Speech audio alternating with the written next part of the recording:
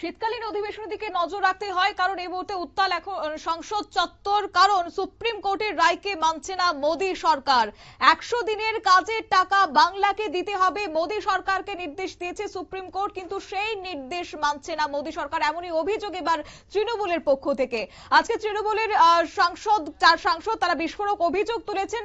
যদিও এই শীতকালীন অধিবেশন চলাকালীন অধিবেশনে এই ইস্যুকে সামনে রেখে বারবার সরব হয়েছে তৃণমূল সাংসদরা। আজকেও তার ব্যতিক্রম হয়নি। সংসদ চত্বরে প্লে কার্ড হাতে নিয়ে তারা রীতিমতো সরব হয়েছে এবং শুরুতেই শোনাবো এই প্রসঙ্গে কি জানিয়েছেন মমতা বালা ঠাকুর সহ আরো অন্যান্য সাংসদরা। হাইকোর্টে এবং সুপ্রিম কোর্টে নির্দেশ থাকা সত্ত্বেও পশ্চিমবঙ্গে 100 দিনের কাজের টাকা দেওয়া হচ্ছে না এবং আমরা বারবার করে সেই কথা ভারত সরকারের বিজেপি শাসিত ভারত সরকারকে জানিয়েছি, সেই মন্ত্রীকে জানিয়েছি, কিন্তু তা সত্ত্বেও টাকা দেওয়া হচ্ছে না। এই জন্য তৃণমূল কংগ্রেস প্রতিদিন এখানে ধর্ণা দিচ্ছে। যে মনরেগা এবং এই 100 দিনের কাজের জন্য যে বকেয়া টাকা, আমরা সেটাকে নিয়ে প্রতিদিন আমরা প্রতিবাদ করছি, যাতে সাধারণ মানুষের, পশ্চিমবাংলা খেটে খাওয়া মানুষের যে টাকা, সেই টাকাটার জন্য পশ্চিমবাংলাকে দেয়, যাতে সাধারণ মানুষকে যাতে আমরা দিতে পারি। সুপ্রিম কোর্ট অর্ডার দিয়েছে, হাইকোর্ট অর্ডার দিয়েছে, কিন্তু তবুও সেটা দিচ্ছে না। আমরা এই প্রতিবাদ জানাচ্ছি এবং সাধারণ মানুষ, সারা ভারতবর্ষের মানুষ যেন এটা দেখতে পায় যে সাধারণ মানুষের জন্য মাননীয় মুখ্যমন্ত্রী মমতা বন্দ্যোপাধ্যায়, অভিষেক বন্দ্যোপাধ্যায় লড়াই করছে। আপনারা শুনলেন মমতা বালা ঠাকুরের বক্তব্য এবং সেই সঙ্গে তারা বলেছেন যে সংসদের ভেতরে যখন অধিবেশন চলাকালীন তারা বারবার আওয়াজ তুলেছে, আগামীতেও মানুষের পাশে তারা থাকবেন।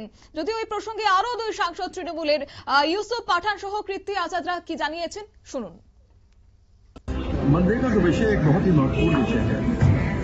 यह दैनिक मजदूरी का विषय है और तृणमूल के सांसद संसद के अंदर और संसद के बाहर शुरू से लेकर अब तक इस आवाज को उठा रहे हैं।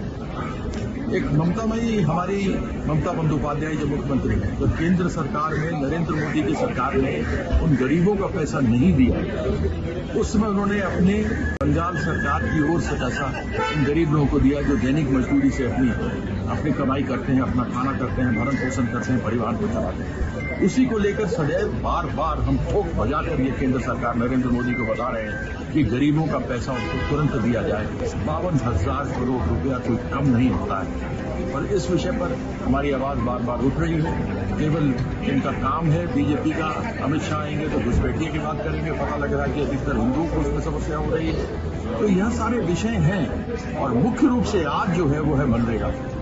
इसके ऊपर लड़ाई हम अंदर भी करेंगे, संसद के बाहर भी करेंगे। बंगाल की डिमांड है बहुत समय से, जो मनरेगा का बकाया बाकी है, तो बंगाल के लोगों का डेवलपमेंट रुका हुआ है, जिसके लिए तो हम मांग करते हैं पार्लियामेंट के बाहर भी और पार्लियामेंट के अंदर भी। हमारी यही डिमांड है कि मनरेगा की जितने भी अमाउंट बाकी है उसको दिया जाए, ताकि वहाँ के लोगों की इम्प्रूवमेंट के लिए काम किया जा सके। অর্থাৎ এক্ষেত্রে আদালত অবমাননার অভিযোগ তুলেছে তৃণমূল সাংসদরা এবং সেখানে মোদী সরকারের বিরুদ্ধে সরাসরি অভিযোগ। সুপ্রিম কোর্ট যেসব বিষয়ে স্পষ্ট নির্দেশ দিয়েছে সেই নির্দেশ পালন করা হচ্ছে না এবং তারা এও অভিযোগ করেছেন আদালতের পর্যবেক্ষণ সত্ত্বেও কেন্দ্র আইন এবং সংবিধানের উল্টো পথে হাঁটছে বলে অভিযোগ করেছেন। তবে সেক্ষেত্রে রাজনৈতিক মহলের একাংশের প্রশ্ন যে আদৌ কি সেখানে সুপ্রিম কোর্টের রায় মানছে না কেন্দ্রীয় সরকার, নাকি সেটা শুধুমাত্রই বিরোধীদের একটা চাপের কৌশল, তাও কিন্তু এবার মনে করছে রাজনৈতিক মহল। নিয়ে নিচ্ছি ছোট্ট একটি বিজ্ঞাপন বিরতি, সঙ্গে থাকুন।